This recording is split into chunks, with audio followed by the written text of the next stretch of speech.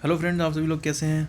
Start करते हैं हम लोग सामान्य ज्ञान से रिलेटेड कुछ इंपॉर्टेंट क्वेश्चन जो आपके एसएससी जेईई 2024 के लिए इंपॉर्टेंट हैं, बहुत ही इंपॉर्टेंट हैं। ठीक है, तो सामान्य ज्ञान एसएससी सीएचएसएल, ये मैंने एक बुक डाउनलोड करी थी नेट से, तो मुझे बहुत अच्छी लगी।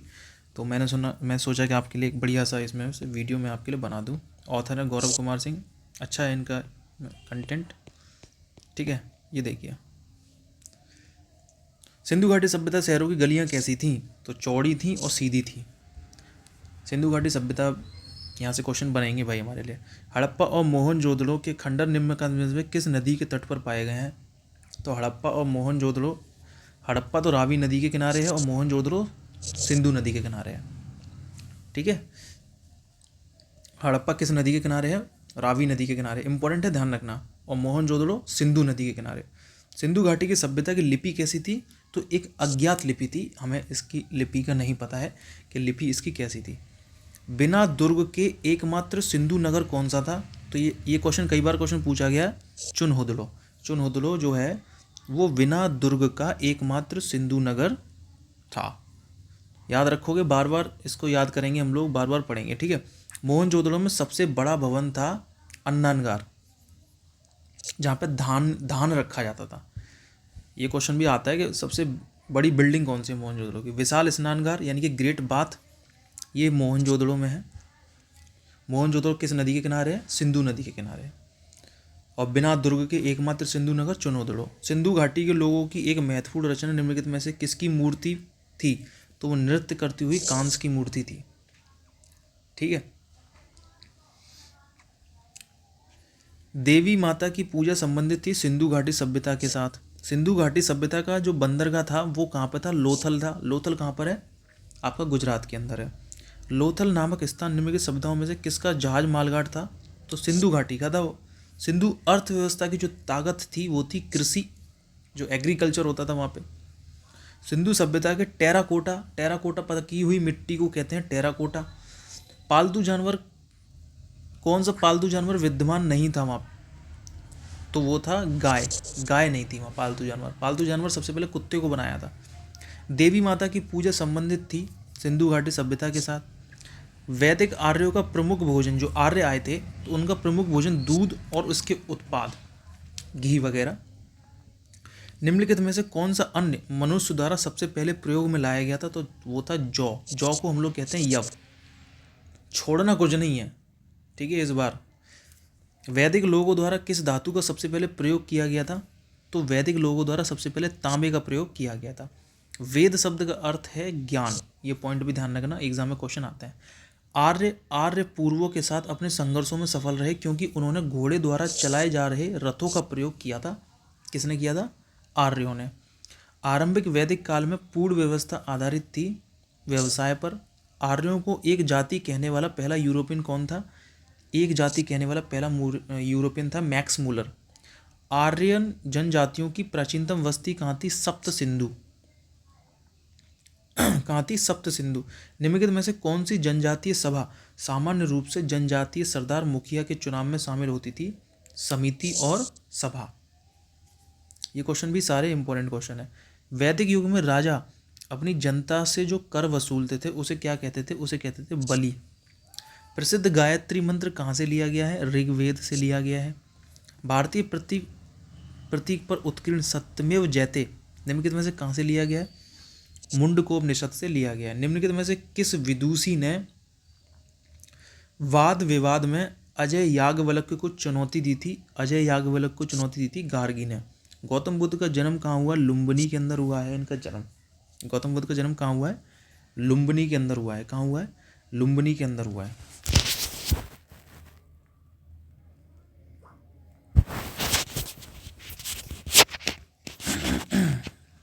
ओके, गौतम बुद्ध का जन्म स्थान, एक सेकेंड, गौतम बुद्ध का जन्म स्थान किसके द्वारा आरंकित किया गया है? तो ये अशोक मौर्य का रुमनदेई स्तंभ। इंपॉर्टेंट क्वेश्चन है, ध्यान रखना। जो गौतम बुद्ध का जन्म स्थान है जहाँ पे लुम्बिनी के अंदर हुआ है तो वो रुमनदेई स्तंभ है अशोक का। ठीक है। बौद्ध जो थे वो किस वंश से थे? शाक्य वंश से थे। प्रथम बौद्ध परिषद कहाँ आयोजित हुई थी? राजगृह में आयोजित हुई थी। प्रथम बौद्ध परिषद। 4 बौद्ध संगति हुई थी 483 के अंदर, 383 के अंदर, एक होती 253 के अंदर, एक हुई थी आपकी पहली शताब्दी में। ठीक है, पहली हुई थी राजगृह में, दूसरी हुई थी वैशाली में, तीसरी हुई थी पाटलिपुत्र में, चौथी हुई थी कुंडलवन कश्मीर के अंदर।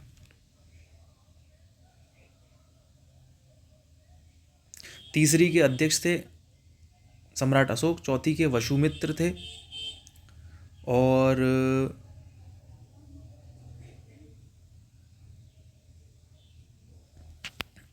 आगे बढ़ते हैं। 5वीं बौद्ध परिषद का आयोजन कहाँ हुआ था, किसने किया था? देखो 5वीं बौद्ध परिषद नहीं हुई थी। 5वीं बौद्ध परिषद में जो बौद्ध धर्म था वो 2 भागों में बट गया था, हीनयान और महायान में। ठीक है, तो ये हर्ष के समय हर्ष ने की थी। बुद्ध का अर्थ क्या है? ज्ञान की प्राप्ति। बौद्ध धर्म ने समाज के 2 वर्गों को अपने साथ जोड़कर एक महत्वपूर्ण प्रभाव छोड़ा। 2 वर्ग कौन से थे? स्त्रियां और शूद्र। अभी यहाँ से इंपॉर्टेंट पॉइंट पढ़ लीजिए आप, कुछ रह जाएगा ना तो वो मैं और आपको करा दूंगा, टेंशन मत लो अपनी। ठीक है, कुछ पॉइंट्स छोड़ेंगे नहीं इस बार। बुद्ध ने अपना प्रथम प्रवचन कहाँ दिया था? सारनाथ के अंदर दिया था, और सबसे ज़्यादा प्रवचन उन्होंने श्रावस्ती में अपने दिए थे। धातु से बने सिक्के पहले प्रकट हुए थे बुद्ध काल के अंदर, जो धातु से बने थे। प्रारंभिक बौद्ध धर्म ग्रंथों की रचना किसमें पाई गई थी? तो ये पाली लैंग्वेज थी इनकी, पाली। आरंभिक बौद्ध साहित्य किस भाषा से थे? पाली से। बौद्धों के पवित्र ग्रंथ क्या नाम क्या है? त्रिपिटक। ये हमारे एसएससी जेईई में क्वेश्चन बनते हैं। बौद्ध धर्म में बुल का संबंध बुद्ध के जीवन की किस घटना के साथ है? जन्म। कितना अच्छा क्वेश्चन है भाई, है ना? बुल का संबंध किस घटना के साथ है? जन्म। भारत में 5वीं शताब्दी के प्राचीन विश्वविद्यालय की स्थापना कहाँ हुई थी? नालंदा के अंदर हुई थी। बौद्ध को प्रबोध यानी कि ज्ञान की प्राप्ति बोध गया के अंदर हुई थी।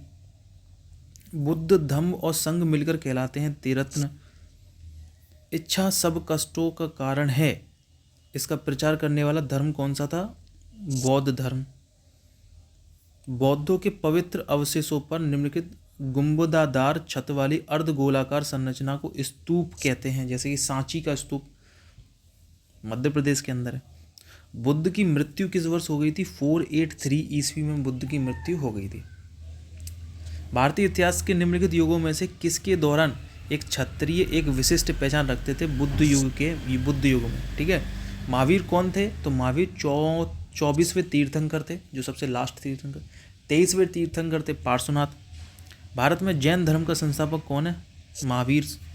वर्धमान महावीर ने परिनिर्वाण यानी कि इनकी मृत्यु कहाँ हुई थी? पावापुरी। जैन साहित्य को क्या कहते हैं? अंग। प्राचीन भारत का प्रसिद्ध शासक कौन था जिसने अपने जीवन के अंतिम दिनों में जैन धर्म अपना लिया था? तो चंद्रगुप्त। दक्षिण भारत में जैन केंद्र स्थित था, तो दक्षिण भारत में जैन केंद्र था श्रवणबेलगोला, कर्नाटक के अंदर। भारत में सबसे पुराना लौह युग जुड़ा हुआ है चित्रित धूसर मात्र भंडों के साथ। 6ठी शताब्दी ईसा पूर्व मगध में किसका विशाल भंडार था? लोह का। किसका था? लोहे का। मगध के उत्थान के लिए कौन सा प्रथम शासक उत्तरदायी था?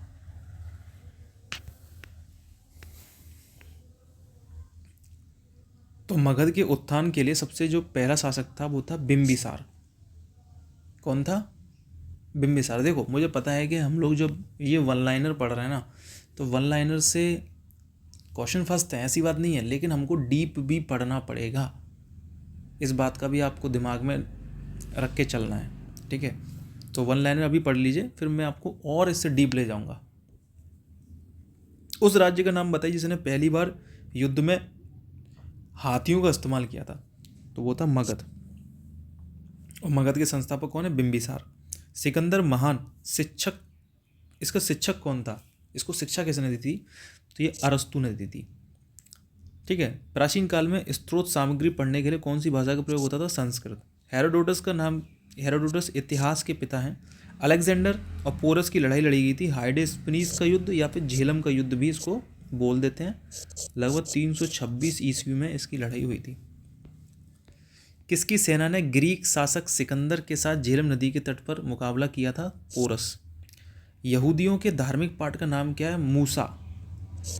मूसा संहिता। महाभाष्य किसने लिखा था? पतंजलि ने लिखा था। इंपॉर्टेंट क्वेश्चन है। प्राचीन काल में स्रोत सामग्री लिखने पढ़ने की भाषा क्या थी? संस्कृत। चंद्रगुप्त मौर्य के बाद मौर्य सिंहासन पर कौन बैठा था? तो चंद्रगुप्त मौर्य का बेटा था बिंदुसार, और बिंदुसार का बेटा था सम्राट अशोक। तो ये मौर्य साम्राज्य से संबंधित है सारे। यूनानियों को भारत से बाहर किसने निकाला था? चंद्रगुप्त मौर्य ने ही निकाला था यूनानियों को। बिंदुसार के शासन के दौरान अशांति कहाँ हुई थी? तक्षशिला में अशांति हुई थी। 2 युद्ध हुए थे तक्षशिला में। ठीक है। चंद्रगुप्त मौर्य ने अपने अंतिम दिन कहाँ गुजारे? श्रवणबेलगोला कर्नाटक के अंदर गुजारे। अशोक की प्रशासनिक नीति में भारी परिवर्तन किस घटना से आया? कलिंग युद्ध, जो 261 ईस्वी में हुआ था। ठीक है। देवनाम प्रियदर्शनी, ये सम्राट अशोक की पुत्री का नाम है। नहीं, ये देवनाम प्रियदर्शनी इनको बोला जाता है। इनकी पुत्री का नाम तो अनुजस्या था, है ना। किस शिला राजदेश में अशोक ने कलिंग युद्ध के हताहतों का उल्लेख किया है? तो 13वां शिलालेख है, ये ध्यान रखना, 13वां शिलालेख। चंद्रगुप्त मौर्य के दरबार में भेजा गया यूनानी शासक था मेगास्थनीज। कौन था? मेगास्थनीज, जो कि सेल्यूकस निकेटर उसका राजदूत था। सेल्यूकस निकेटर का राजदूत था। इंडिका किसने लिखी है भाई? इंडिका लिखी है मेगास्थनीज ने। इंडिका किसने लिखी है? मेगास्थनीज ने लिखी है। मौर्य दरबार में ग्रीस के राजदूत का क्या नाम था? तो इसको ग्रीस का राजदूत भी बोल देते हैं, मेगास्थनीज। अशोक ने किससे शिक्षा बौद्ध धर्म, इस अशोक के टीचर कौन थे? उपगुप्त। उपगुप्त से इन्होंने बौद्ध धर्म की शिक्षा ली। चंद्रगुप्त मौर्य का प्रसिद्ध गुरु चाणक्य किस विद्या केंद्र से संबंधित था? तक्षशिला। और गुरु चाणक्य की सहायता से ही चंद्रगुप्त मौर्य ने धनानंद को हराया था, जो कि नंद वंश का शासक था उस टाइम। तो वो कुछ डीप बातें हैं, वो भी हम आपको बताएंगे, ऐसी बात नहीं है, लेकिन इसमें होगा तो इसमें अभी पता चल जाएगा। कलिंग युद्ध किस वर्ष हुआ था? 261 BC के अंदर हुआ था। ये भी एग्जाम में क्वेश्चन पूछ लिया जाता है। अशोक पर कलिंग युद्ध का प्रभाव कहाँ दिखाई देता है? 13वां शिलालेख में।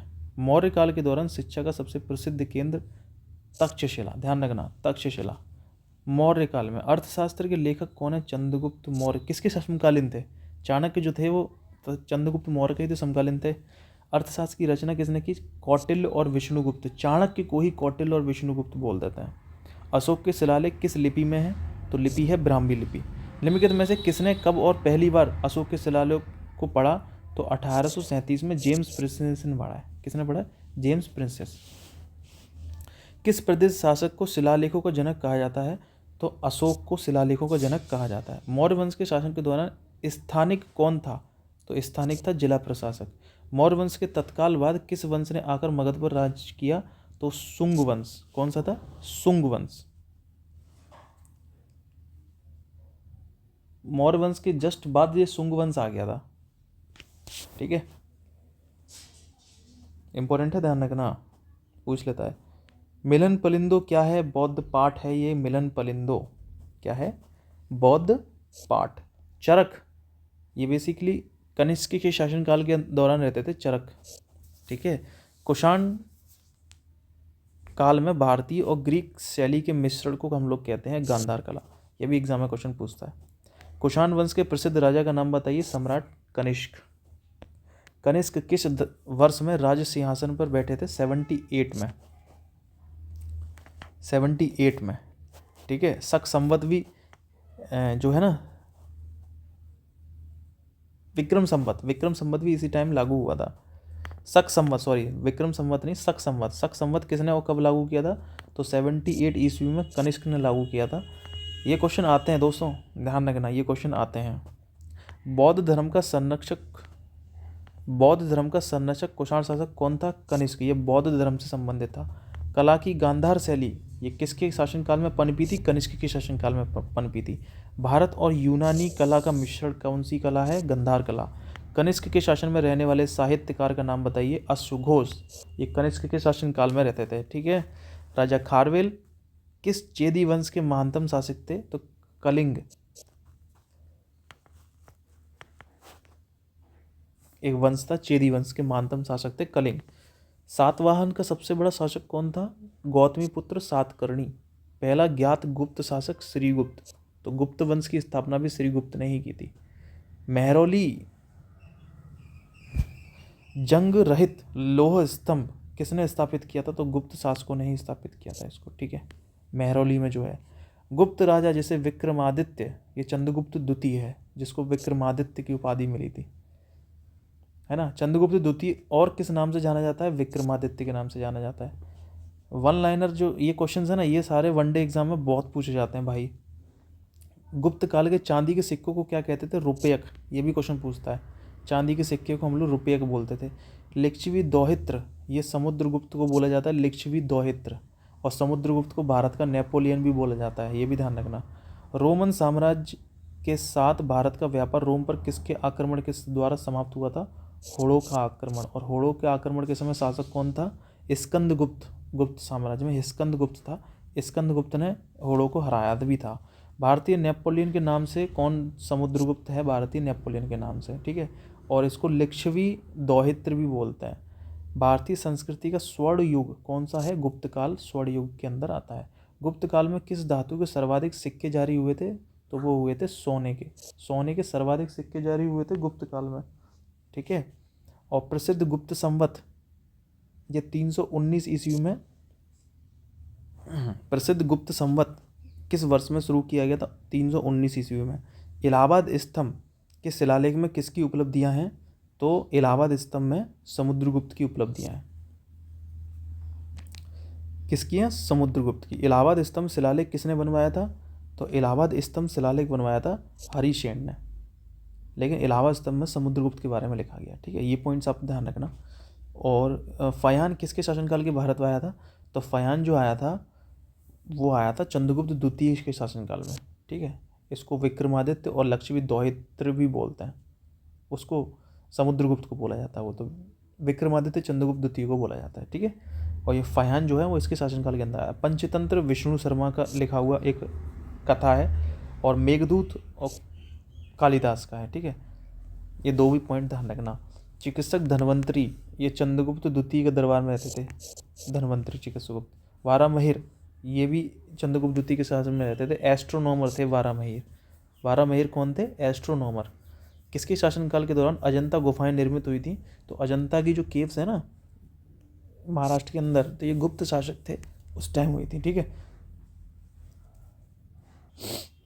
चलिए, संगम काल में रोमन व्यापार का केंद्र बताइए। तो संगम काल के अंदर रोमन व्यापार का केंद्र था अरिकमेडु। एलोरा में गुफा, और ये बेसिकली हिंदू धर्म, बौद्ध धर्म और जैनों तीनों का संस्करण है। चोलेश्वर नामक मंदिर का निर्माण किसने करवाया था? तो चोलेश्वर नामक मंदिर का निर्माण करवाया था विजयालय ने, ठीक है। गंगा को उत्तर से दक्षिण ले जाने वाला चोल राजा कौन था? तो वो था राजेंद्र चोल। अधिकांश चोलकालीन मंदिर किस देवी देवता को समर्पित हैं? तो भगवान शिव को। और चोलकालीन जो मंदिरों का निर्माण करवाया था वो विजयालय ने करवाया था। राष्ट्रकूटों की प्रारंभिक राजधानी वो थी मान्यखेत। एलोरा में कैलाश मंदिर का निर्माण जो करवाया है वो बेसिकली किसने करवाया है? तो वो करवाया कृष्णदेव फर्स्ट ने। किसने करवाया है? कृष्णदेव फर्स्ट ने। एलोरा में प्रसिद्ध शिव मंदिर का निर्माण किसने करवाया? राष्ट्रकूट शासक कृष्णदेव प्रथम। तो एलोरा में जो कैलाशनाथ मंदिर जो बनवाया है वो कृष्णदेव प्रथम ने बनवाया है, इस पॉइंट को आप ध्यान रखना। और जो बृहदेश्वर मंदिर है तंजौर के अंदर, वो बनवाया राजराजा चोल ने। किसने बनवाया? राजराजा चोल ने। एलोरा में गुफाएं जो है हिंदू, बौद्ध और जैन धर्म से संबंधित हैं। महाबलीपुरम के सप्त पैगोड़ा किसके द्वारा संरक्षित हैं? पल्लवों के द्वारा। अब महाबलीपुरम में जितने भी मंदिर हैं वो पल्लवों ने किए थे। किस पल्लव शासक के शासनकाल में पल्लवों और चालुक्यों के बीच लंबा संघर्ष चला? तो महेंद्र वर्मन प्रथम के शासनकाल में पल्लवों और चालुक्यों के बीच लंबा संघर्ष चला। पुलकेशिन द्वितीय किसका महानतम शासक है? वातापी का चालुक्य वंश।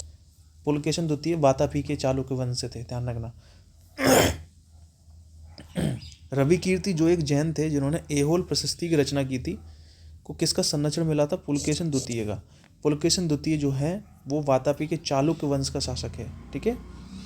पश्चिमी चालुक्य वंश का प्रसिद्ध शासक पुलकेशिन द्वितीय। महाबलीपुरम में रथ मंदिरों का निर्माण किस पल्लव शासक के शासनकाल में हुआ? तो महाबलीपुरम में जो रथ मंदिर है, रथ मंदिर, उनका निर्माण नरसिंह वर्मन प्रथम ने करवाया था। 7 रथ मंदिर हैं, ठीक है। किस चोल शासक ने श्रीलंका के उत्तरी भाग को जीतकर साम्राज्य का राज प्रथम? उत्तर मेरूर शिलालेख से किसके प्रशासन के संबंधित जानकारी मिलती है? तो उत्तर मेरूर शिलालेख जो है वो चोल साम्राज्य से संबंधित है। ठीक है। किस चोल शासक ने राजधानी गंगकोंडई चोलुपुरम का निर्माण किया? राजेंद्र प्रथम ने। मंदिर का सबसे लंबा गलियारा कहाँ है? रामेश्वरम के अंदर है। एलोरा में ठोस सैल काटकर बनाए गए प्रसिद्ध कैलाश मंदिर का निर्माण बेसिकली राष्ट्रकूट शासकों ने करवाया था। कैलाश मंदिर एलोरा में जो है। प्रसिद्ध दिलवाड़ा मंदिर राजस्थान के अंदर है। माउंट आबू। चोल राजाओं का शासन तमिलनाडु पर था। प्राचीन चोल साम्राज्य की राजधानी ओरेयूर। ठीक है। द्वितीय पांड्यन साम्राज्य के भूमि माप का उल्लेख किसमें किया गया है? थलवईपुरम तांबे की प्लेटों में। एक बार पढ़ लेंगे ना दोस्तों, मुझे पता है ये चीज़ें याद एक बार में नहीं होंगी, दोबारा पढ़ना पड़ेगा। कथा सरित सागर किसने लिखी है भैया? सोमदेव ने लिखी है। लेकिन ये अगर क्वेश्चन आ जाए तो आपका पूरा पेपर खराब हो जाएगा अगर आप पढ़ के नहीं गए तो। इसलिए हमको पढ़ना है। विक्रमादेवचरित के लेखक कौन है? बिल्हड़। हर्षचरित के लेखक बाणभट्ट हैं। कादम्बरी के लेखक भी बाणभट्ट हैं, ध्यान रखना।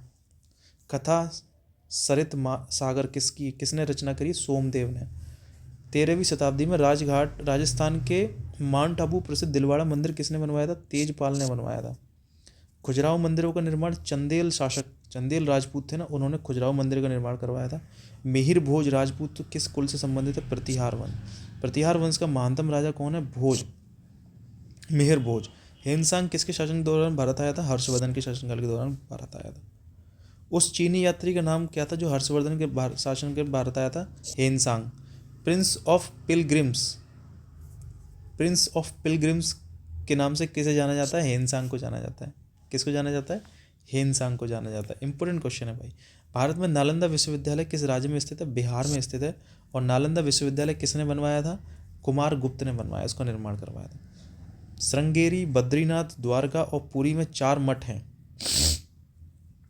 ये आदि शंकराचार्य द्वारा इनका एस्टेब्लिशमेंट करवाया गया था। बद्रीनाथ। अद्वैत दर्शन के मुख्य प्रतिपादक कौन है? शंकराचार्य। अद्वैत दर्शन। नालंदा विश्वविद्यालय को नष्ट करने वाला मुस्लिम आक्रमणकारी कौन था? मोहम्मद बिन खिलजी, मोहम्मद बिन बख्तियार खिलजी। खिलजी ने नालंदा विश्वविद्यालय को निस्तो नाबूद कर दिया था, खत्म कर दिया था। हर्षवर्धन को किसने पराजित किया था? तो पुलकेशिन द्वितीय ने हर्षवर्धन को पराजित किया था। और पुलकेशिन द्वितीय जो हैं वो वातापी चालुक्य के संस्थापक हैं। वातापी चालुक्य का प्रसिद्ध जो शासक है वो पुलकेशिन द्वितीय है। ठीक है। और पुलकेशिन द्वितीय का युद्ध हुआ था हर्षवर्धन, और हर्षवर्धन को पराजित कर दिया था पुलकेशिन द्वितीय ने। हर्षवर्धन का समकालीन दक्षिण भारतीय शासक कौन था? पुलकेशिन द्वितीय। हर्षवर्धन की आरंभिक राजधानी कहाँ थी? थानेश्वर के अंदर पहली राजधानी इसकी थी। 738 ईस्वी में अरबों को पराजित किया था प्रतिहारों ने। कोणार्क मंदिर के देवता कौन है? सूर्य मंदिर, जो कि उड़ीसा के अंदर है। सांची का महान स्तूप कहाँ है? मध्य प्रदेश के अंदर है। बौद्ध धर्म से संबंधित है। कलिंग शासक खारवेल ने संरक्षण दिया था जैन धर्म को। खारवेल ने संरक्षण किसे दिया था? जैन धर्म को। सिंध पर विजय प्राप्त करने वाला अरब सेनापति का नाम बताइए। मोहम्मद बिन कासिम, इसने सिंध पर विजय प्राप्त करी। उस टाइम सिंध पर जो शासक था वो दाहिर था। तराइन की दूसरी लड़ाई में पृथ्वीराज को किसने पराजित कर दिया था? तो वो कर दिया था मोहम्मद गोरी ने। किसने कर दिया था? मोहम्मद गोरी ने। पृथ्वीराज चौहान को मोहम्मद गोरी ने किस युद्ध में हराया था? तराइन का द्वितीय युद्ध था, 1192 में लड़ाया गया था वो। तराइन का द्वितीय युद्ध। किस लड़ाई में मोहम्मद गोरी के लिए दिल्ली क्षेत्र खोल दिया था? तराइन का दूसरी लड़ाई हुई थी, उसके बाद मोहम्मद गोरी के सामने बिल्कुल क्लीन रास्ता था।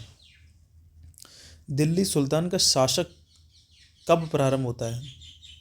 तो 1206 ईस्वी में दिल्ली सुल्तान स्टार्ट हो गया था। सल्तनत काल स्टार्ट हो गया था 1206 ईस्वी में। ठीक है। अजमेर में 2.5 दिन का झोपड़ा किसने बनवाया था? कुतुबुद्दीन ऐबक ने बनवाया था। कुतुब मीनार किस प्रसिद्ध शासक ने पूरा करवाया था? पूरा इल्तुतमिश ने करवाया था कुतुब मीनार को। ठीक है। दिल्ली के सुल्तान पद संभालने से पहले बलबन किस सुल्तान का प्रधानमंत्री था? नसीरुद्दीन। दिल्ली सल्तनत का उद्धारक कौन है? इल्तुतमिश। नियमित मुद्रा जारी करने वाला, दिल्ली को अपने साम्राज्य की राजधानी घोषित करने वाला दिल्ली का प्रथम सुल्तान कौन था? इल्तुतमिश। ठीक है। हमने सल्तनत काल पे एक वीडियो बनाई है, आप देखिएगा उसको जाके, मैंने अपलोड भी करी है अपने चैनल पे, उसको पढ़िएगा आप। ठीक है। दिल्ली सल्तनत का उद्धारक कौन है? इल्तुतमिश। और नियमित मुद्रा जारी करने वाला, दिल्ली को अपने साम्राज्य की राजधानी घोषित करने वाला दिल्ली का प्रथम सुल्तान कौन था? इल्तुतमिश। चंगेज खान ने जलालुद्दीन का पीछा करते हुए किसके शासनकाल में भारत की सीमाओं पर आक्रमण किया था? तो इल्तुतमिश का ही टाइम था उस टाइम। इल्तुतमिश कौन था पता है? इल्तुतमिश था कुतुबुद्दीन ऐबक। बेसिकली जो आपका दिल्ली काल है, जो आपका गुलाम वंश जो स्टार्ट हुआ था 1206 में, तो वो कुतुबुद्दीन ऐबक के बाद ही हुआ था। ठीक है। प्रसिद्ध फारसी त्योहार नरोज उत्सव का प्रवर्तन किसने किया था? बलबन ने।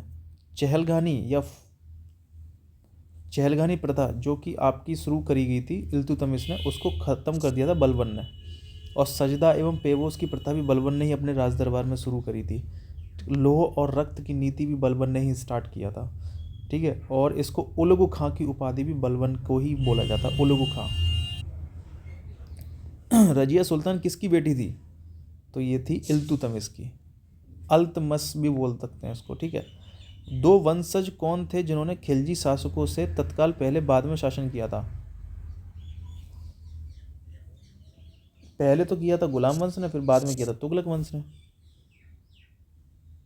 गुलाम वंश के बाद खिलजी वंश आया था, और खिलजी वंश के बाद तुगलक वंश आया था। खिलजी वंश का शासक था जलालुद्दीन खिलजी, तुगलक वंश का था गयासुद्दीन तुगलक। दिल्ली के खिलजी सुल्तान कौन थे? तुर्क थे ये लोग। स्वयं को दूसरा सिकंदर अलाउद्दीन खिलजी बोलता था कि मैं दूसरा सिकंदर हूँ। सल्तनत वंश की विशालतम स्थायी सेना तो खिलजी ने रखी थी साहब, सीधा भुगतान देता था उनको। मलिक काफूर ये खिलजी का जनरल था। मदुरई एक सफलतापूर्वक बढ़ने वाला दिल्ली का जनरल कौन था? मदुरई तक मलिक काफूर। दक्षिण विजय करने का मिशन अलाउद्दीन खिलजी ने किसको सौंपा था? मलिक काफूर, क्योंकि सेनापति था ये खिलजी का।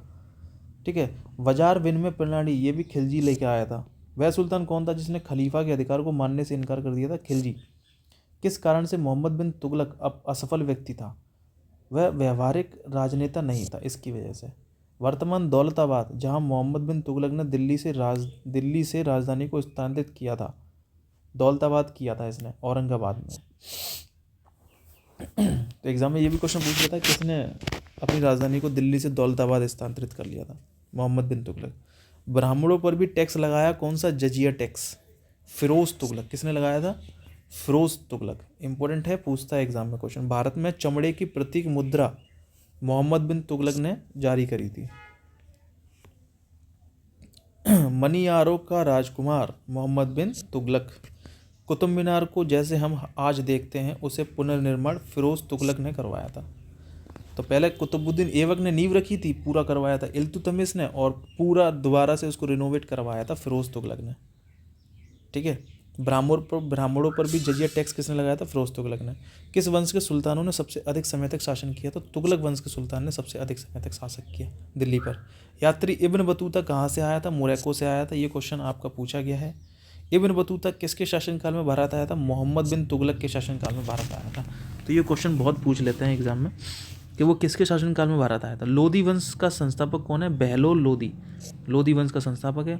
दिल्ली सल्तनत का राज्यकाल कब समाप्त हो गया था? 1526 में समाप्त हो गया था, जब पानीपत का प्रथम युद्ध हुआ था। इब्राहिम लोधी से हुआ था और बाबर। दिल्ली सल्तनत का अंतिम वंश कौन सा था? लोधी वंश जो है अंतिम वंश था दिल्ली सल्तनत का। सूफी परंपरा में पीर का मतलब है सूफियों का गुरु। सूफी आंदोलन ये फारस से स्टार्ट हुआ है। कहाँ से होता है? कहाँ से प्रारंभ हुआ? फारस से। सूफी आदेशों को किस नाम से जाना जाता था? सिलसिला। ये सूफी के आदेश हुआ करते थे, उसको इन नामों से जाना जाता था, सिलसिला। भक्ति व सूफी आंदोलन संतों का योगदान धार्मिक सद्भाव में। भक्ति प्रचारक शंकर देव ने प्रादेशिक भाषाओं में किसका उपयोग करके उसे लोकप्रिय बनाया था? तो शंकर देव ने असम। शिवाजी के समसामयिक मराठा संत का नाम बताइए? संत तुकाराम। ये शिवाजी के मराठा संत थे, संत तुकाराम। एनालेक्टस पवित्र ग्रंथ है, ये कन्फ्यूशियन धर्म का है। किसका है? कन्फ्यूशियन धर्म। विजयनगर राज्य की स्थापना किसने की थी? संगम वंश ने की थी। विजयनगर साम्राज्य, संगम वंश। हरिहर एवं बुक्का विजयनगर साम्राज्य के एक शासक थे, बहुत ही प्रतापी शासक थे। विजयनगर के शासकों को प्रोत्साहित तमिल, तेलुगु और संस्कृत को कहते हैं। गोवा में महत्वपूर्ण किले को बहमनियों से छीनने वाला प्रथम विजयनगर साम्राज्य कौन था, शासक कौन था? हरिहर द्वितीय। बहमनियों से, बहमनी वंश भी आता है एक। 1420 में विजयनगर साम्राज्य में आने वाले इटली के यात्री का नाम क्या है? Niccolo de Conti. ये 1420 में आया था, है ना। कृष्णदेव राय ने कौन सी पुस्तक लिखी? अमुक्त मालदय। ये क्वेश्चन भी एग्जाम में आता है कि विजयनगर साम्राज्य की पूरी जानकारी किस बुक में है? अमुक्त मालदय में। और इसको किसने लिखा था? तो इसको लिखा था कृष्णदेव राय ने। ठीक है, चलिए आगे बढ़ते हैं। तेलुगु कृति अमुक्त मालदय का लेखक कौन है? कृष्णदेव राय। एग्जाम में क्वेश्चन पूछता है। अमुक्त मालदय किसका अर्थ है? कृष्णदेव राय। विजयनगर के मध्यकालीन नगर को आजकल क्या कहते हैं? हम्पी, जो कि कर्नाटक के अंदर है। और विजयनगर साम्राज्य भी कर्नाटक के अंदर ही था। तालीकोटा का जो युद्ध हुआ था 1565 के अंदर हुआ था। मरमर विधि से गोल गुम्बज का निर्माण किस शासक द्वारा किया गया था? तो मोहम्मद आदिल शाह द्वारा, मोहम्मद आदिल शाह द्वितीय द्वारा। गोल गुम्बज कहाँ है? बीजापुर के अंदर है। बीजापुर अपनी किस चीज़ के लिए जाना जाता है? गोल गुम्बज के लिए जाना जाता है। चित्तौड़ का कीर्ति स्तंभ किसने बनवाया था? राणा कुंभा ने बनवाया था। बहमनी राज्य का संस्थापक कौन था? तो अलाउद्दीन बेहमद शाह जफर खां। ठीक है। सुविख्यात कोहिनूर हीरा किस खान से निकाला गया था? गोलकुंडा की खान से निकाला गया था। कोहिनूर हीरा किस खान से निकाला गया था? गोलकुंडा की खान से। भारत का प्रथम मुगल बादशाह कौन था? बाबर। पानीपत की पहली लड़ाई किस वर्ष लड़ी गई थी? 1526 में। बाबर ने तुजुक ए बाबरी, तुर्की लैंग्वेज, इनकी टर्किश लैंग्वेज थी। ठीक है। भारत में सबसे पहले तोप खाने का प्रयोग किसने करा था? बाबर ने किया था। खानवा, बैटल ऑफ खानवा 1527 के युद्ध में बाबर द्वारा पराजित किया जाने वाला राजपूत कौन था? राणा सांगा। राणा सांगा को बाबर ने हराया था। ठीक है। बाबर की मृत्यु आगरा के अंदर हो गई थी 1530 में। दिल्ली में पुराना किला का निर्माण हुमायूं ने करवाया। पुराना किला का निर्माण हुमायूं ने करवाया। पुराना किला किसने बनवाया था? शेर शाह। ये पुराना किला है और ये पुराना किला है, तो ध्यान रखना। पुराना किला का निर्माण हुमायूं ने करवाया था और पुराना किला का निर्माण शेर शाह ने करवाया था। 1540 में किस युद्ध के बाद हुमायूं को हिंदुस्तान से बाहर खदेड़ दिया गया? तो वो था कन्नौज, बैटल ऑफ कन्नौज 1540 में हुआ था।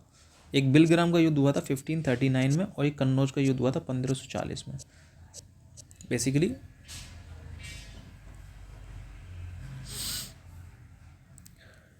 क्योंकि बाबर के बाद उसका बेटा हुमायूं आया था। ठीक है। हुमायूं को किस लड़ाई में पराजय के बाद भारत से भागना पड़ा? कन्नौज का युद्ध। कन्नौज का युद्ध किस वर्ष में लड़ा गया था? 1540 में।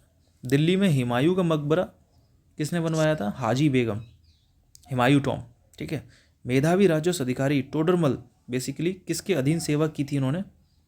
टोडरमल बेसिकली अकबर के शासनकाल में रहते थे, लेकिन अधीन सेवा करी थी शेर शाह। कालानौर में राज्य अभिषेक के समय अकबर की आयु कितनी थी? तो 15 वर्ष का था। महाभारत का फारसी में अनुवाद बदायूं ने किया। रामायण का अनुवाद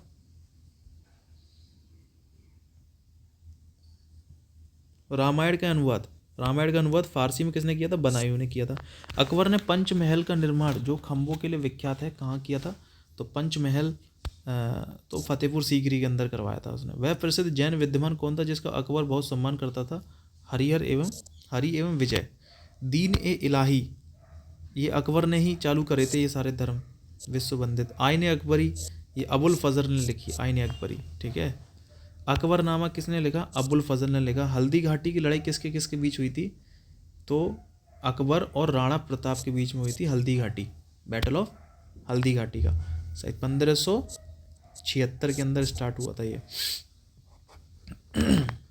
मुगल प्रशासन व्यवस्था में मनसबदारी जो प्रणाली है वो भी अकबर ने चालू करी थी। मनसब प्रणाली किसने चालू करी थी? अकबर ने करी थी। फतेहपुर सीकरी का निर्माण किसने किया था? अकबर ने किया था। अकबर अपना धार्मिक विचार विमर्श कहाँ करता था? इबादत खाने में करता था। ठीक है। और प्रयाग नगर को इलाहाबाद या अल्लाह का नगर किसने दिया था? अकबर ने ही दिया था। अब उसका नाम दोबारा से प्रयागराज रख दिया गया, ठीक है। अकबर के आरंभिक दिनों में उसका रीजेंट कौन था? रीजेंट था, उसका संरक्षक था, वो था बैरम खां। अकबर का अभिरक्षक था बैरम खां। जब्दा प्रणाली के अंतर्गत वास्तविक उत्पादन का कितना अंश राज्य की मांग के रूप में निर्धारित किया जाता था? 1/3। अकबर ये कुछ टैक्स लगा करते थे अकबर के शासनकाल में, ठीक है। अकबर का प्रसिद्ध राजस्व मंत्री कौन था? टोडरमल था। अकबर के दरबार में सबसे प्रसिद्ध संगीतकार जो हुआ करते थे, तानसेन। उनका मूल नाम था रामतनु पांडे। क्या नाम था? रामतनु पांडे। ये अकबर के शासनकाल में रहते थे, ठीक है। अकबर के एकमात्र किस दरबारी ने दीन ए इलाही को स्वीकार किया था? तो बीरबल ने दीन ए इलाही धर्म को स्वीकार किया था। ये दरबारी थे अकबर के, 9 रत्न रहते थे अकबर के दरबार में। जब ईस्ट इंडिया कंपनी का गठन हुआ उस समय भारत का मुगल बादशाह कौन था? तो अकबर था उस टाइम भारत का मुगल बादशाह, ठीक है। किसके शासनकाल में तुलसीदास ने रामचरितमानस लिखी थी? तो रामचरितमानस किसने लिखी? तुलसीदास ने, अकबर के शासनकाल में। और तुलसीदास ने रामचरितमानस किसके शासनकाल में लिखी? अकबर के शासनकाल में। जहांगीर का अर्थ क्या है? विश्व विजेता। चित्रकारी किसके शासनकाल के दौरान उच्चतम स्तर पर थी? जहांगीर के। जब जहांगीर का टाइम था तो उस टाइम जो चित्रकारी थी वो उच्चतम स्तर पर थी। किस मुगल बादशाह ने तंबाकू के प्रयोग का निषेध किया? जहांगीर। और किस मुगल शहंशाह ने मुगल राजधानी आगरा से दिल्ली ले ली? ये शाहजहाँ ने ले ली थी। आगरा, पहले आगरा थी फिर दिल्ली ले ली उसने। शाहजहाँ का प्रसिद्ध तख्त ए ताउस का निर्माण किसने करवाया था? शाहजहाँ ने करवाया था। 1739 में कौन ले गया? फारसी आक्रमण नादिर शाह उठा ले गया उसको। औरंगजेब के बाद उसका बेटा बहादुर शाह के नाम से भारत का सम्राट मोहम्मद मुअज्जम, औरंगजेब के बाद, ठीक है। और मुगल शासकों की दरबारी भाषा क्या थी? फारसी लैंग्वेज। भारत में बीबी का मकबरा औरंगाबाद के अंदर है, और बीबी के मकबरे को हम लोग ताजमहल की भद्दी शक्ल भी बोल सकते हैं, भद्दी नकल, ठीक है। ताजमहल किसके द्वारा बनवाया गया था? शाहजहाँ के द्वारा बनवाया गया था। शेरशाह द्वारा निर्मित ग्रैंड ट्रंक रोड पंजाब को किससे जोड़ता है? तो पूर्वी बंगाल जो है ना, बंगाल वाला एरिया है, उससे जोड़ता है, पूर्वी बंगाल। ध्यान रखना, grand trunk road Shershah Suri निर्माण करवाया। शेरशाह की मृत्यु कहाँ पर हो गई थी? तो कालिंजर के युद्ध में, युद्ध लड़ते हुए उसकी मृत्यु हो गई थी। नाना फडणवीस का मूल नाम क्या है? बालाजी जनार्दन भानु नाना फडणवीस का पूरा नाम है। शिवाजी का गुरु कौन था? रामदास जो थे वो शिवाजी के गुरु थे। उस मराठा का राजा का नाम बताइए जो औरंगजेब से बहादुरी से लड़ा था।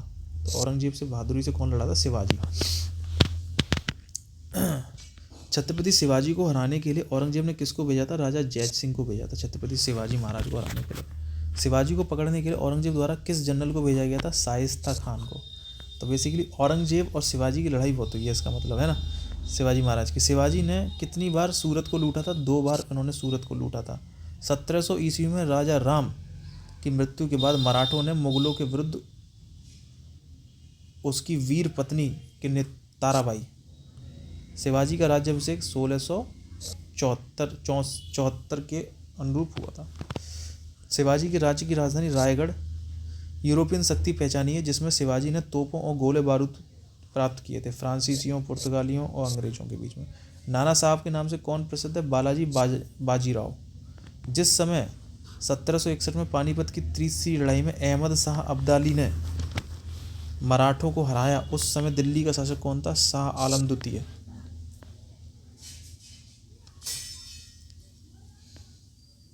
अहमद शाह अब्दाली और मराठों के बीच में हुआ था ये पानीपत का तीसरी लड़ाई, जो कि 1761 में लड़ी गई थी, ठीक है। प्रथम आंग्ल मराठा युद्ध कौन सी संधि के द्वारा समाप्त हुआ था? तो प्रथम आंग्ल मराठा युद्ध जो हुआ था वो आपकी सालवाई की संधि थी, उससे समाप्त हुआ था। इंपॉर्टेंट है, ध्यान रखना। पेशवा प्रथा ब्रिटिश द्वारा किस पेशवा के काल में समाप्त की गई थी? बाजीराव द्वितीय। अंग्रेजों द्वारा कलकत्ता में निर्मित दुर्ग का नाम बताइए? Fort William. कलकत्ता के अंदर है ये फोर्ट विलियम। अंग्रेजों ने भारत में पहली फैक्ट्री कहाँ स्थापित की थी? सूरत के अंदर स्थापित की थी, सूरत के अंदर। भारत में डच का सबसे प्रारंभिक उपनिवेश कहाँ था? तो डच जो थे वो मसूलीपट्टनम में रहते थे, लेकिन अंग्रेजों ने भारत में पहली फैक्ट्री कहाँ स्थापित की थी? सूरत में। और प्रथम आंग्ल मराठा युद्ध कौन सी संधि से समाप्त हुआ था? सालबाई की संधि। 1651 में मुगलों द्वारा बंगाल में किस स्थान पर ईस्ट इंडिया कंपनी को व्यापार करने और फैक्ट्री बनाने की अनुमति दी थी? तो वो कासिम बाजार था, 1651 जहांगीर ने दे दी थी। अंग्रेज शासक चार्ल्स द्वितीय को किसकी राजकुमारी से विवाह करने के लिए बम्बई दहेज में मिला था? पुर्तगाल। बम्बई को पूरा दहेज दे दिया था पुर्तगालियों ने। भारत के लिए समुद्री मार्ग की खोज का श्रेय पुर्तगालियों को ही जाता है। पुर्तगाली यात्री वास्को डिगामा का कालीकट आने पर भव्य स्वागत करने वाले भारतीय राजा का नाम बताइए। राजा Zamorin. Cape of Good Hope के रास्ते भारत तक के समुद्री रास्ते की खोज किसने की थी? Vasco da Gama. भारत में सबसे पहले आने वाला और सबसे बाद में जाने वाले कौन थे? पुर्तगाली थे। कौन थे? पुर्तगाली। भारत में पुर्तगाली सत्ता की वास्तविक नींव रखने वाले महानतम पुर्तगाली गवर्नर कौन थे? अल्बुकर्क। गुरु गोविंद सिंह द्वारा खालसा पंथ की स्थापना किस वर्ष करी गई थी? खालसा पंथ की स्थापना किसने की थी? गुरु गोविंद सिंह ने की थी 1699 में। खालसा वंश की स्थापना गुरु गोविंद सिंह ने की थी। अकाल तख्त गुरु हरगोविंद सिंह ने की थी। गुरु नानक का जन्म स्थल तलवंडी। गुरु नानक का उत्तराधिकारी गुरु अंगद देव जी। किस सिख गुरु ने स्वयं को सक्षम बादशाह? गुरु अर्जुन देव। रणजीत सिंह की राजधानी लाहौर थी। किस नगर को उसकी धार्मिक राजधानी कहा जाता है? अमृतसर। रणजीत सिंह। किस गवर्नर जनरल ने रोपड़ में रणजीत सिंह का बड़े सम्मान के साथ स्वागत किया? William Bentinck. अवध के स्वास्थ्य राज्य का संस्थापक कौन था? सादत खां। सरकार का कंपनी से सम्राट को अंतरण कैनिंग 1 नवंबर 1858 को कहाँ घोषित किया गया था? इलाहाबाद। दूसरा एंग्लो मैसूर युद्ध कौन सा जनरल था? हैंस्टिंग। टीपू सुल्तान कहाँ का शासक था? Mysore. Black hole tragedy Calcutta में हुई थी। कहाँ हुई थी? कलकत्ता में। 1857 में प्लेटल ऑफ प्लासी सिराजुद्दौला और किसके बीच में हुई थी? मीर जाफर। प्लासी के युद्ध में सिराजुद्दौला के साथ किसने विश्वासघात किया था? सिराजुद्दौला के साथ विश्वासघात किया था मीर जाफर ने। अंग्रेजों ने इसको भी बेवकूफ़ बनाया फिर मीर जाफर को। बेसिकली अंग्रेजों की जो भारत में एंट्री हुई ना वो बैटल ऑफ बक्सर और बैटल ऑफ प्लासी के ही बीच में हुई थी। ठीक है। प्लासी के युद्ध के समय बंगाल का नवाब था सिराजुद्दौला और सिराजुद्दौला का सेनापति था मीर जाफर। प्लासी की लड़ाई किसके बीच हुई थी? सिराजुद्दौला और रॉबर्ट क्लाइव के बीच हुई थी। ठीक है। ये लोग जीत तो ना रहे थे, ये थोड़ा सा गद्दारी कर गया सिराजुद्दौला का सेनापति मीर जाफर। पुर्तगाली संस्कृति के अवशेष भारत में कहाँ पाए गए थे? गोवा के अंदर पाए गए थे, क्योंकि गोवा पे इन्होंने राज कर रखा था पुर्तगालियों ने, गोवा के ऊपर ही, है ना। 1961 में इनको भगाया ऑपरेशन विजय करके, है ना।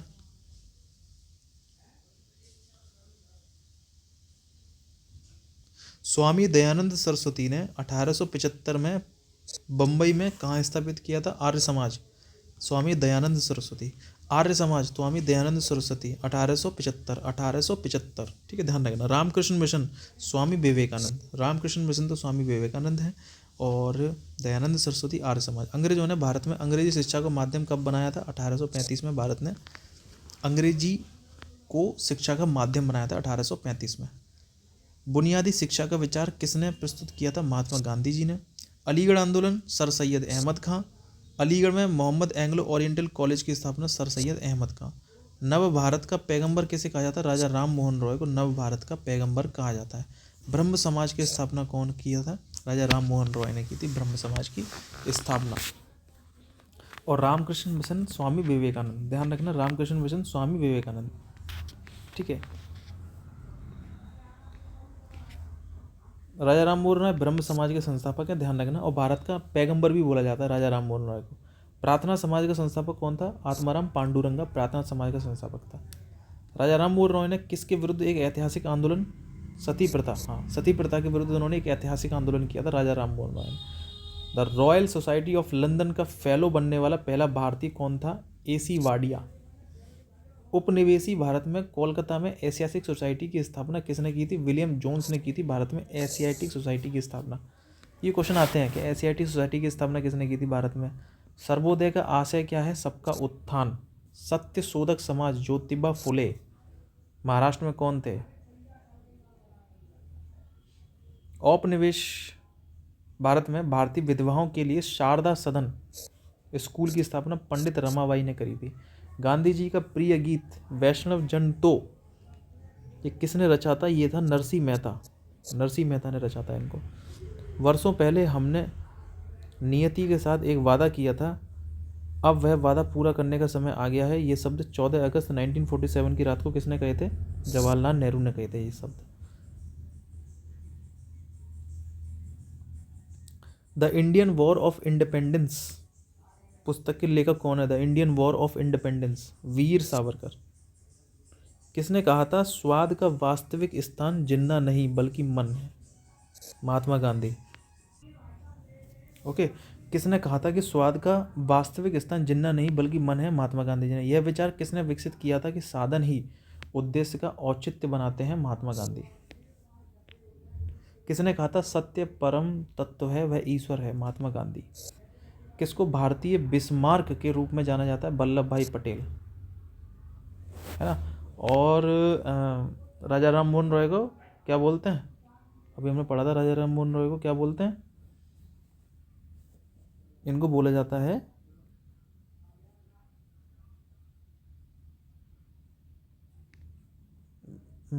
भारत का पैगंबर, राजा राम मोहन रॉय। ठीक है, ये पॉइंट भूलना मत, भारत का पैगंबर, मैं भूल गया था अभी इसको। भारत का पैगंबर राजा राम मोहन रॉय को, और ब्रह्म समाज की स्थापना भी राजा राम मोहन रॉय ने की थी। और बेसिकली प्रार्थना समाज की आत्माराम पांडुरंगा ने की थी। और सती प्रथा पर इन्होंने जोरदार, मतलब इन्होंने इसका विरोध किया था, सती प्रथा का। ठीक है, भारतीय बिस्मार्क किसे कहते हैं? वल्लभ भाई पटेल को कहते हैं। सबसे बुजुर्ग दादाजी के नाम से कौन प्रसिद्ध है? नौरोजी, दादा भाई नौरोजी। भारत में राष्ट्रीय आय का आकलन सबसे पहले किसने किया था? दादा भाई नौरोजी ने ही किया था। ब्रिटिश संसद का सदस्य बनने वाला पहला भारतीय कौन था? तो ब्रिटिश संसद, जो ब्रिटिश संसद थी उसका सदस्य बनने वाला पहला भारतीय थे Dadabhai Naoroji. British house of commons में चुना जाने वाला प्रथम भारतीय कौन था? दादा भाई नौरोजी।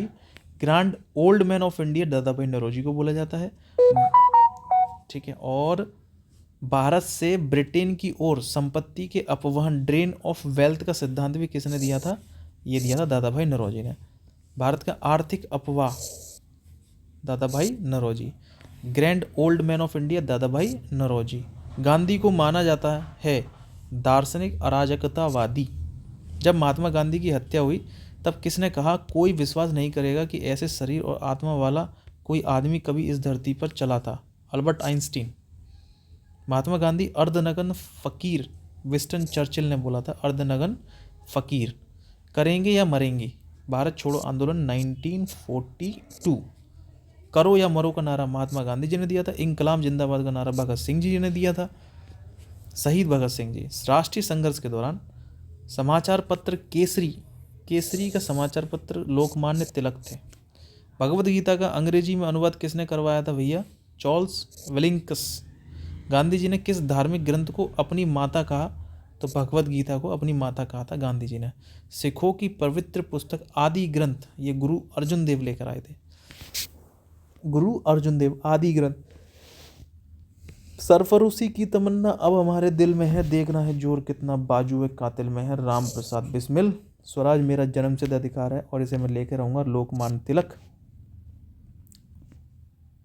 इनकी एक पेपर हुआ करता था समाचार पत्र केसरी, वो लोकमान्य तिलक का ही हुआ करता था।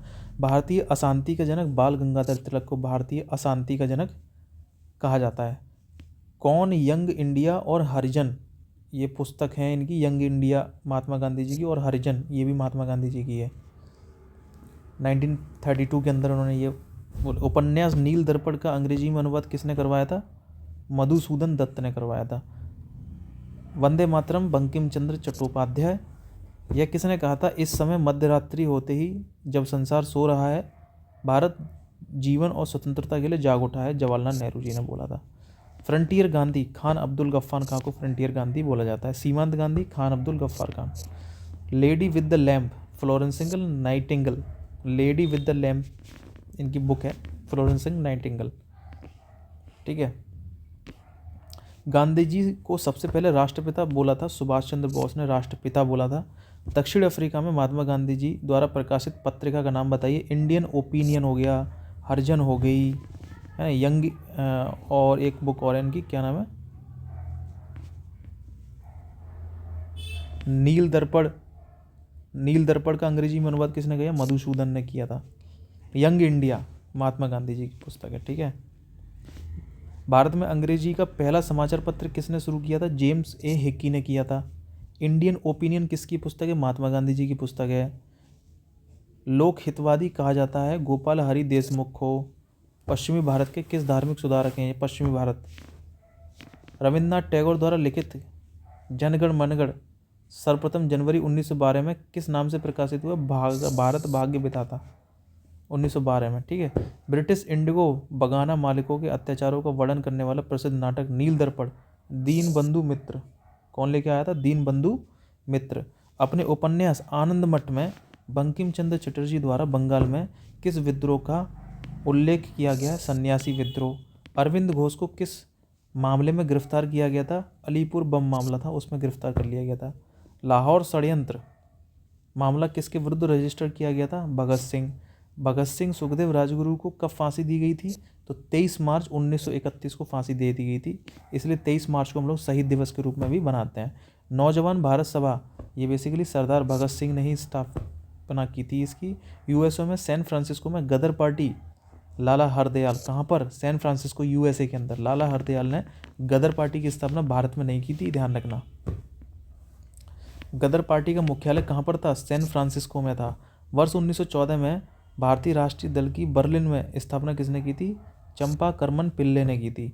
मंगल पांडे ने 1857 के विद्रोह की पहली गोली कहाँ चलाई थी? बैरकपुर में। और ये जो विद्रोह था वो बेसिकली मेरठ से शुरू हुआ था। कहाँ से शुरू हुआ था? मेरठ से। 1857 का विद्रोह किसने शुरू किया था? तो ये सिपाहियों ने शुरू किया था। 1857 के विद्रोह का प्रशासनिक परिणाम क्या था? ईस्ट इंडिया कंपनी से ब्रिटिश सम्राट को दे दिया गया। जो सारा जो कंपनी के हाथों से सारा व्यापार, मतलब सारा सब कुछ उठा के डायरेक्ट जो ब्रिटिश का सम्राट था उसको दे दिया गया था। बहादुर शाह कौन था भाई? बहादुर शाह द्वितीय जो था वो अंतिम मुगल सम्राट था। 1857 के विद्रोह के दौरान भारत का गवर्नर जनरल कौन था? तो जब विद्रोह हुआ था तो कैनिंग था उस टाइम। कौन था? कैनिंग। कानपुर के गदर का नेतृत्व किसने किया था? कानपुर में नाना साहब ने किया था, और दिल्ली में और झांसी में रानी लक्ष्मीबाई जी ने किया था, लखनऊ में बेगम हजरत महल ने किया था, और कानपुर में नाना साहब ने किया था। लाल किले में मुगल अस्तित्व किसके पतन के साथ समाप्त हो गया था? बहादुर शाह जफर। 1 नवंबर 1858 में रानी की उद्घोषणा जारी करने के लिए शाही दरबार कहाँ लगाया गया था? इलाहाबाद में। ब्रिटिश क्राउन ने ईस्ट इंडिया कंपनी से भारत पर प्रभुसत्ता किस वर्ष हथिया ली थी? 1858 में। ब्रिटिश क्राउन सारा जो जितनी भी पावर थी ना कंपनी के हाथ से उठा के ब्रिटिश क्राउन ने ले ली थी 1858 में। सेना भर्ती अधिनियम 1856 से पारित हुआ था। नाना साहेब का दूसरा नाम धोंदू पंत भी बोलते हैं इनको। 1877 ईस्वी के इम्पीरियल दरबार में हाथ से काती हुई खादी के कपड़े पहनकर कौन गया था? जीवी जोशी। बंगाल में राजस्व का स्थायी बंदोबस्त कॉर्नवालिस। स्थायी बंदोबस्त कौन लेके आया था? कॉर्नवालिस, ठीक है। रैयतवाड़ी प्रथा मुनरो। कौन? मुनरो। बंगाल का पहला गवर्नर जनरल हैंस्टिंग। बंगाल का पहला गवर्नर जनरल हैंस्टिंग, ठीक है।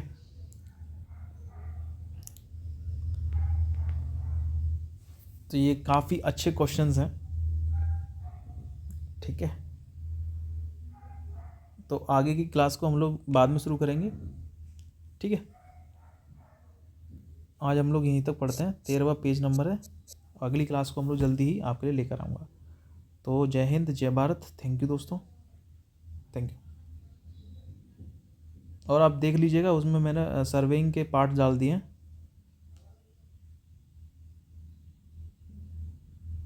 उसको भी देख लीजिएगा, ठीक है। और चैनल को सब्सक्राइब कर लीजिएगा दोस्तों। इसी तरीके की इंपॉर्टेंट वीडियो मैं आपके लिए लेके आता रहता हूँ और आता रहूँगा, ठीक है, जब जब मुझे टाइम मिलेगा तब तब। अभी तो जॉब भी करना होता है, टाइम से जाना होता है, टाइम से आना होता है, फिर आपके लिए वीडियो बनाता हूँ, ठीक है। तो सब्सक्राइब जरूर कर लीजिएगा दोस्तों, ठीक है, ओके।